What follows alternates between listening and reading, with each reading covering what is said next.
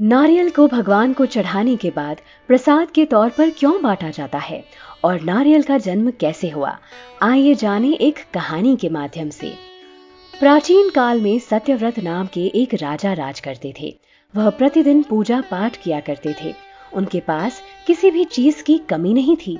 वह धन दौलत से लेकर हर प्रकार की सुविधा से समृद्ध थे।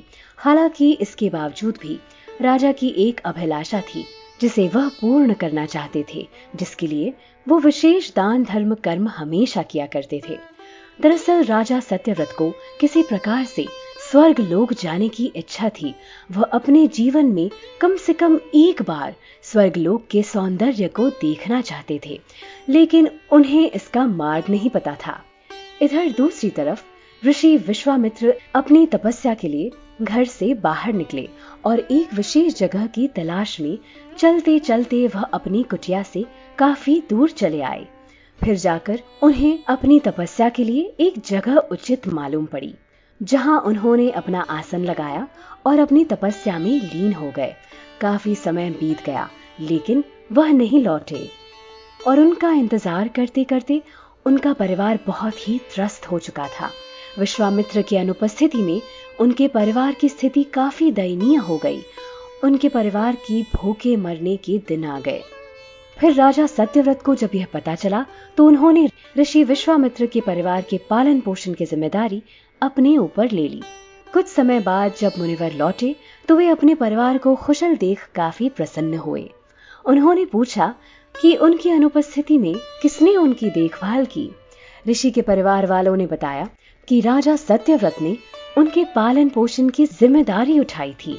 यह सुनकर ऋषि विश्वामित्र राजा पे अति प्रसन्न हो तुरंत राजमहल पहुंचे और राजा से मुलाकात की। वहां पहुंचकर उन्होंने सबसे पहले राजा का धन्यवाद किया और उनसे उनके परिवार का भरण पोषण करने के बदले में वो जो चाहें उनसे मांग सकते हैं, ऐसी पेशकश रखी।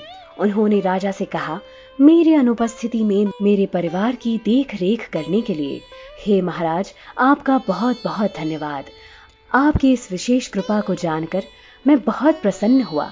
आज आप जो चाहें वो वरदान मुझसे मांग सकते हैं।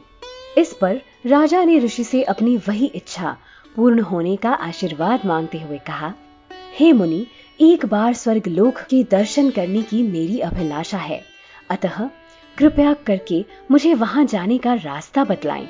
वरदान स्वरूप में स्वर्ग लोक तक पहुंच सकूं, इतनी शक्ति और सामर्थ्य मुझे प्रदान करें। राजा की प्रार्थना सुनकर ऋषि विश्वामित्र ने राजा को वो शक्ति और समर्थता प्रदान की जिससे कि वो स्वर्ग लोक जा सके, और साथ ही एक ऐसा रास्ता बनाया जो स्वर्ग लोक की ओर सीधे जाता था। विश्वामित्र ने अपनी शक्ति से एक ऐसा तना प्रकट किया जो धरती से निकल सीधा स्वर्ग लोक की ओर जाता था। यह देख राजा सत्यव्रत बहुत खुश हुए। वह तुरंत उस तने को पकड़कर ऊपर चढ़ने लगे और देखते ही देखते वो स्वर्ग लोक पहुंच गए। और स्वर्ग लोक का अद्भुत दृश्य देखकर उनकी आंखें चकाचौंध हो उठी। स्वर्ग लोक का नजारा इतना सुंदर और मोहक था कि जिसे देख राजा एकदम मंत्रमुग्ध हो गए और पूरे स्वर्ग का भ्रमण करने लगे।